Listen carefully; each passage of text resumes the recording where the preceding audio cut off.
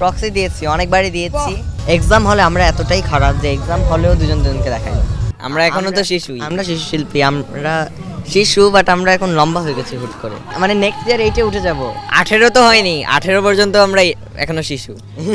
হিরোতে চাই বলতে যদি ভালো স্ক্রিপ্ট থাকে, সবকিছু মিলে, তাহলে আমরা হব।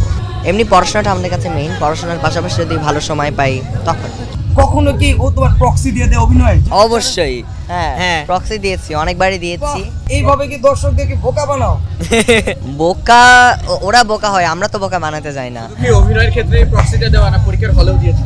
না, পরীক্ষার হলে কখনো দিতে পারিনি। পরীক্ষার হলে যে তার জায়গায়। এলো কেয়া সুপার বিউটি সোপ, নতুন রূপে নতুন সৌরভে, ভিটামিন ই সমন্বয়ে, শুধুমাত্র তোমারই যত্নে, কারণ তুমি স্পেশাল।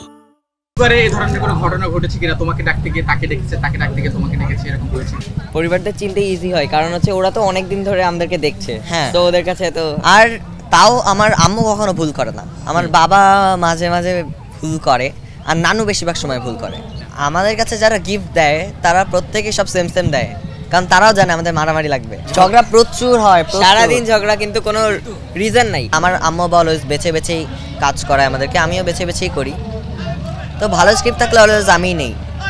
ও যত বাসায় থাকতে চায় ও জাস্ট অ্যাডভান্টেজটা নেয়, বিকজ কেউ তো জানে না যে তাজিম করছে নাকি তাসিন করছে। পত্রিকায় বা যেখানে নাম যায় তাসিন তাজিম লেখা পড়ে, তাজিম বা তাসিন সিঙ্গেল কোনো জায়গায় নেম আসে না।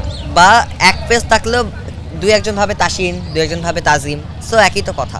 বা কেউ তো আর ফেরস্তা না যে একজনকে আমরা স্পেসিফিকলি ফলো করতে পারবো। আমরা সবার থেকে ভালো জিনিসগুলো নেওয়ার চেষ্টা করি, কারো মেন্টালিটি, কারো পার্সোনালিটি সবারটা মিলিয়ে আমরা নিজেরা ভালো মানুষ হওয়ার চেষ্টা করি। আমার বড় হয়ে ডক্টর হওয়ার ইচ্ছা আছে।